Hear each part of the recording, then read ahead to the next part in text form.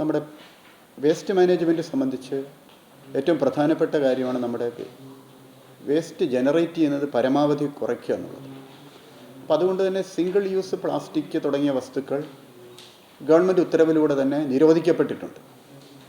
പക്ഷേ ഈ നിരോധനം വളരെ എഫക്റ്റീവായിട്ട് നടത്തുന്നതിന് കർശനമായ നടപടികൾ എടുക്കാനാണ് ജില്ലാ ഭരണകൂടം ഉദ്ദേശിക്കുന്നത്.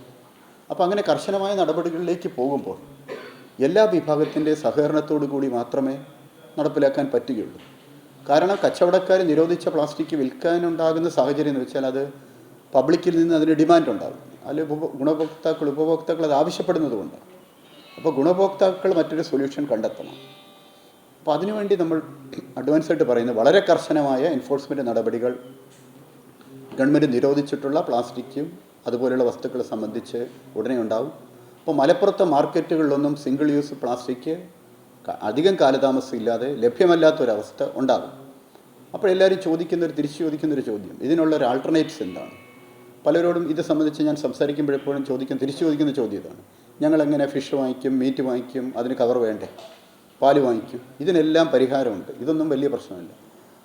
ഈ കച്ചവട സ്ഥാപനങ്ങൾ ഹോട്ടലുകളോടും ഇത് സംബന്ധിച്ച് ഞങ്ങൾ സംസാരിച്ചതിൽ നിന്ന് വ്യക്തമാക്കിയത്, ഈ പാത്രങ്ങളുമായിട്ട് വരുന്ന പാക്ക് ചെയ്ത് വാങ്ങിക്കുന്നവർക്ക് അതിന് റിബേറ്റ് കൊടുക്കാൻ 10%, 5% കൊടുക്കാൻ എല്ലാ സ്ഥാപനങ്ങളും റെഡിയാണ്.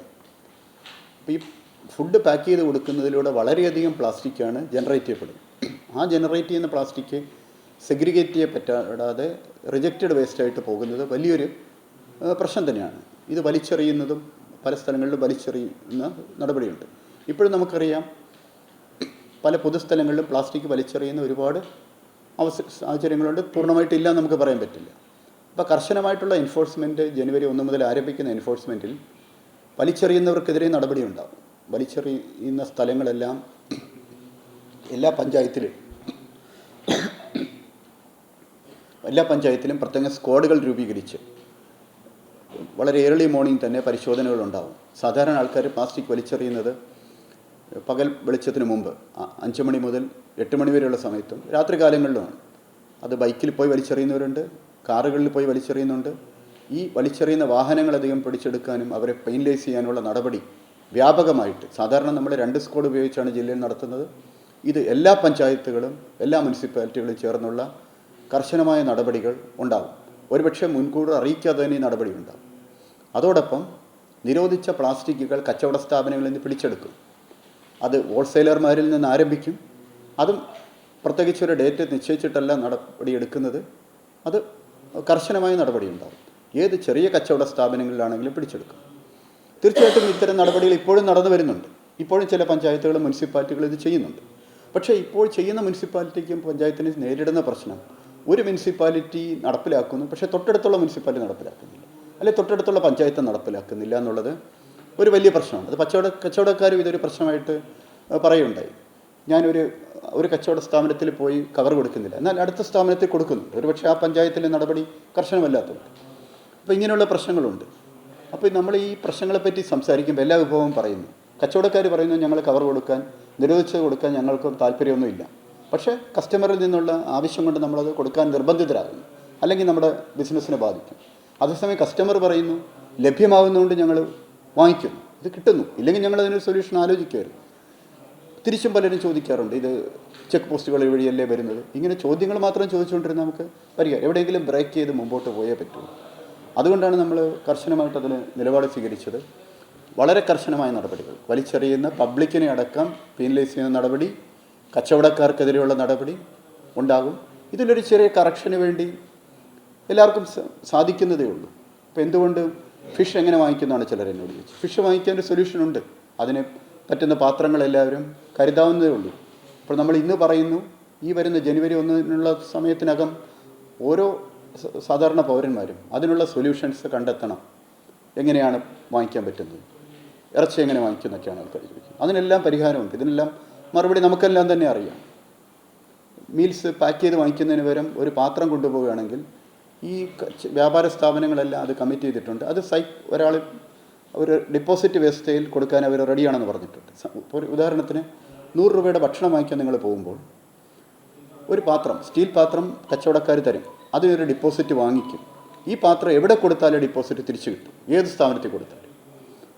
അപ്പോൾ എപ്പോഴും അത് കരുതണമെന്നില്ല. ചിലർ ചോദിക്കുന്ന ചോദ്യം ഇതാണ്, ഞങ്ങൾ ഭക്ഷണം കഴിക്കാൻ പോയി ഹോട്ടലിൽ ബാക്കി വന്ന് ചിലപ്പോൾ പാഴ്സൽ ചെയ്യാൻ പറയും, അതിനെന്ത് ചെയ്യും? ഇതെല്ലാം കാറിൽ പോകുന്നവർക്കൊക്കെ ഒരു 2 പാത്രം കാറിൻ്റെ ഡിക്കിയിൽ വെച്ചാൽ പരിഹരിക്കാവുന്ന പ്രശ്നമുള്ളൂ. പക്ഷേ ഇതിനൊരു ചെറിയ കറക്ഷൻ ഓരോരുത്തരുടെ ജീവിതത്തിലും ഒരു 10 മിനിറ്റ് മാറ്റി വെക്കേണ്ട, അല്ലെങ്കിൽ 2 മിനിറ്റ് മാറ്റി വെക്കേണ്ട ഒരു കാര്യത്തിന് വേണ്ടി വലിയൊരു വിപത്തിനെയാണ്. പ്ലാസ്റ്റിക്കിൻ്റെ വിപത്തിനെ പറ്റി നമ്മൾ ആരോടും പറഞ്ഞു കൊടുക്കേണ്ട ആവശ്യമില്ല. റിജക്റ്റഡ് വേസ്റ്റ് എന്ന് പറഞ്ഞാൽ എവിടെയെങ്കിലും ഡംപ് ചെയ്യുന്നു, അത് ഓടകൾ ഫില്ല് ചെയ്യുന്നതിനും വെള്ളപ്പൊക്കം ഉണ്ടാകുന്നു. ചെറിയ മഴയ്ക്ക് പോലും വെള്ളപ്പൊക്കം ഉണ്ടാകുന്നതിന് പ്ലാസ്റ്റിക് ഡംപ് ചെയ്യുന്നതിന് കാരണമാണ് നിങ്ങൾക്കറിയാം. ചെറിയ രീതിയിൽ പോലും നമ്മുടെ ഈ പകർച്ചവ്യാധികളും പ്ലാസ്റ്റിക്കിൻ്റെ മാലിന്യം തമ്മിലുള്ള ബന്ധം നിങ്ങൾക്കറിയാം. ചെറിയ രീതിയിൽ പോലും വെള്ളം കെട്ടിക്കിടക്കുന്നത് ഡെങ്കു പോലെയുള്ളതിൻ്റെ കൊതുകുകളെ വളർത്തുന്ന സാഹചര്യം ഉണ്ടാകുന്നത് നിങ്ങൾക്കെല്ലാം വ്യക്തമായിട്ടറിയാം.